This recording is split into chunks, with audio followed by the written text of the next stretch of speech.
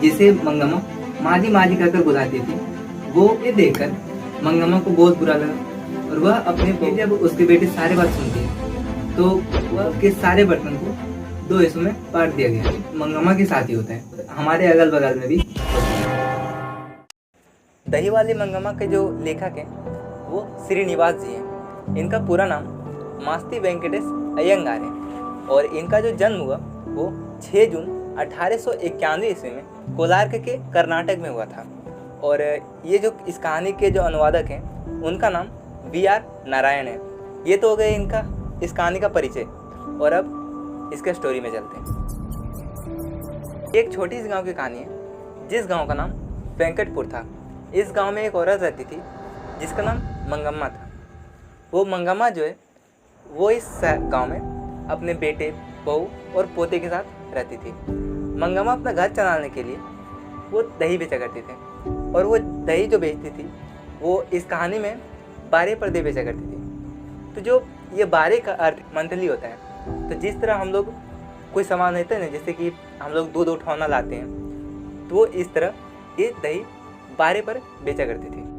मंगम्मा दही बेचने के लिए अपने बगल के शहर बेंगलोर में जब दही बेचने जाती थी तो इस कहानी के जो लेखक हैं वो उसके घर जरूर जाती थी।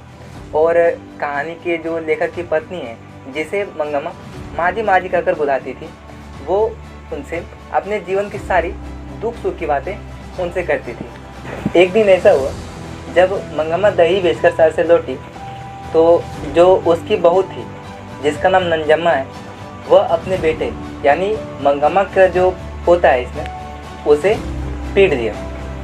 तो ये देखकर मंगम्मा को बहुत बुरा लगा और वह अपने बहू को बड़ा बुरा कहने लगा, उसे डांटने लगा। ये देखकर उसकी बहू भी कहाँ चुप रहने वाली थी, वह उसे झगड़ा कर लिया और बात काफ़ी आगे बढ़ गई। तो झगड़े के तुरंत बाद मंगम्मा की बेटा वहाँ पर आ जाता है और मंगम्मा जो है वो झगड़े की सारी बात वो अपने बेटे को बताता है। फिर जब उसके बेटे सारी बात सुनते तो वह अपनी माँ को बोलती है, तुम्हारा छोटा बच्चा है, अब शरारत करता है, थोड़ा बहुत उधम करता है, तो पीट दिया तो क्या होगा, तुम लोग क्या इन सब छोटी छोटी बातों पर झगड़ा करते रहते हो। तो मंगम्मा को ये सब सुन के अच्छा नहीं लगा और वह अलग होने की फैसला ले ली। रोज़ की तरह जब मंगम्मा उधर से लौटती है तो वो देखती है कि उसके सारे बर्तन को 2 हिस्सों में बांट दिया गया है।